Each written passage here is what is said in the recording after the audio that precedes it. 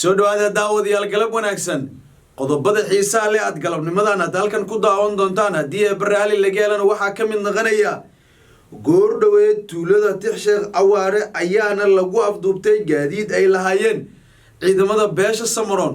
haddaba gaadiid noocee ah ay ahaayeen muuqaalkan ayaan saaxiibayaal idin kula wadaagi doonaa sidoo kale qodobada kale ee xiisaha leh aad halkan ku daawan doontaan haddii ay baraali laga helana waxaa ka mid noqonaya ciidamo ka tirsan beesha Ciise ayaa laba duulaan oo degdeg ah ay ku qaadeen tuulada Gaarisa iyo waliba sidoo kale magaalada Ashcad haddaba maxay tahay duulaanadan kala duwan ee beesha Ciise ay sameynayaan muuqaalkan ayaan idin kula wadaagi doonaa sidoo kale qodobada kale ee xiisaha leh aad halkan ku daawan doontaan saaxiibayaal waxaa ka mid noqonaya haddii ay baraali laga helo odayaal ka soo jeedo beesha Ciise oo lagu afduubtay Ashcad iyo waliba sidoo kale kuwa Samaroon oo la soo daayay dhawaanahanba ay gacanta ku hayeen ciidamada Somaliland iyana xogtaasi waan idin la wadaagi doonaa sidoo kale qodobada kale ee xiisaha leh aad halkan ku daawan doontaan haddii ay baraali laga helo galabnimadan waxaa ka mid noqonaya ciidamada Somaliland oo sababna la dhacay dad shacab ah iyagoona markaasi sheegteen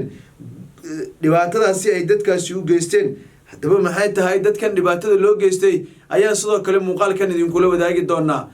qodobadaas iyo kuwa kale oo aan idin qarinayo ayaa saaxiibayaal ku daawan doontaan ee soo dhawaada anigu waxaan ahay Cabdiraxmaan Lisbon halkan aad iga daawanaysaan waa kanalkayga Macaash Media haddii ay taa markuu ugu horeysay fadlan kanalkan rukumo oo subscribe dheh muuqaalkan aad daawanaysidna like garay siina share garay saaxiibadaada la wadaag kamid noqon saaxiibada cusub ee nagu soo biirayay fadlan subscribe dheh oo rukumo like meel dheerayay muuqaalka gaarsiisay muuqaalkan marba hadda daawanayso waxaan si niyad leh kaaga codsanayaa inaad la gareysaan si uu meelo fog u gaaro mahsanidin hagaag aynu ku bilaawno qodobkan ugu horeeyaan haddii aan ku bilaaban waxaa leeyahay goor dhaweed tuulada Tixsheekh Awaare ayaana lagu afduubtay gaadiid ay lahaayeen beesha Samaroon gaadiidkan la afduubtay oo ay lahaayeen ciidamada beesha Samaroon ayaana la sheegayaa ilaa iyo 4 gaari ay ahaayeen gaadiidkaasna waxa ay sideen raashin cunto iyo waliba sidoo kale hub si qarsoodi ah la rabay in loogu geeyo ciidamada beesha Samaroon ayaana markaasi ahaayeen halka la yiraahdo tuulada Tixsheekh Awaare ayaana markaasi laga afduubtay gaadiidkaas waxaana ay lahaayeen beesha Samaroon tan iyo markii dagaalka uu bilowday waa gurmudka dhifta ah ee soo gaaray Samaroonku sida Ciise gurmudka badana u soo gaaro markay xaaladaha halis ay galaan uma uusan soo gaari jirin Samaroonku waxa ay markaasi ay ku liitaan taatika dagaaleedka sidoo kalena waxay aad ugu liitaan xeeladeysiga marka loo fiiriyo iyo gurmudda degdega ah marka loo eego Samaroonku Ciise ayaa kaga ron dhankaasi marka loo eego hadii dagaal la qato taatikada gurmudka waxyaabahaas iyo idil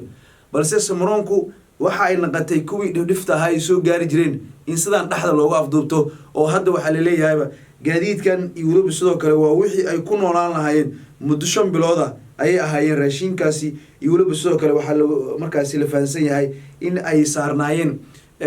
hub aad u fara badan oo islaha ciidamada inay ku dagaalgalaan la rabay balse gaadiidkan halkaan idin sheegay oo tuulada Tixsheekh Awaare ayaana ay ku qabsadeen ciidamada Somaliland oo waliba qabsaday gaadiidkaas iyagoona markaasi sheegeen in ay gacanta ku dhigeen hubkii ugu faraha badnaa inkastoo beesha Samaroon ay hadleen waxay sheegeen in gaadiidkaasi ahaayeen 4 gaari sidoo kalena ay saarnaayeen hub iyo waliba sidoo kale raashin balse laakiin u badnaa raashin halka Somaliland ay sheegteen in hubkii ama kaydkii ugu weynaa ay Samaroonku ay lahaayeen inay gacanta ku dhigeen xaaladan ayaana kasii mid noqon doonta mid ay dabka ku sii shado maadaama Samaroonku mar kale la aafiyay iyagana waxa ay doonayaan inay dagaalka halkaasi ka sii wadaan ilaa ma ay guul ka gaaraan dagaalkan waa uu sii daba dheeraaday awdal Siril iyo meelo ka mid ah waxa uu ahaa mid si safmara uu dagaalkaasi uga socday ilaa ay soo gaarto Ashcad magaalada Ashcad tuulada Tixsheekh Awaare Gaarisa iyo waliba sidoo kale Xariirad Looyacade tuulada Durdur iyo waliba sidoo kale Burlibaxle iyo meelo ka mid ah dhamaantoodaba si siman ayuu u saameeyay oo waxa uu noqday xitaa ku dar magaalada Buurama banaankeeda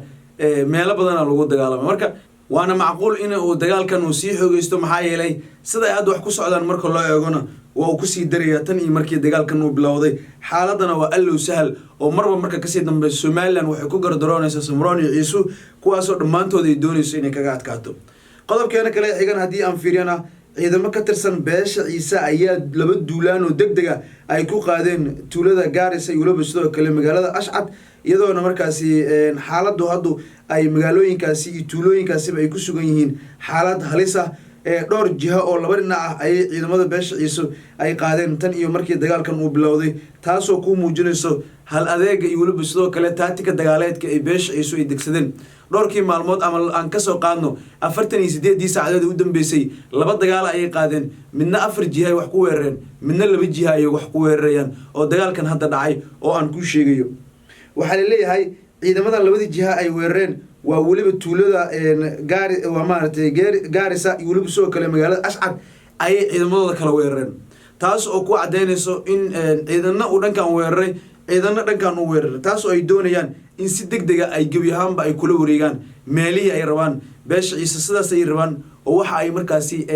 weerarkan ay ku qaadeen fariisimo ciidamada dawladda waa ciidamada maamulka Somaliland ay lahaayeen ayaana lagu qaaday khasaarooyin lixaad la ayaa laga soo taagay markaasi laga soo warinaya ciidamadii ku sugnaa magaalada Ashcad gabi ahaanba isaga bixeen kabteed maaragta ka dhacday Somaliland meeshaas waxa ka soo gaaray jabhad xoog badan oo Ciise ay u gaarsiiyeen sidoo kale tuuladan iyadoo tuulo iska lahayd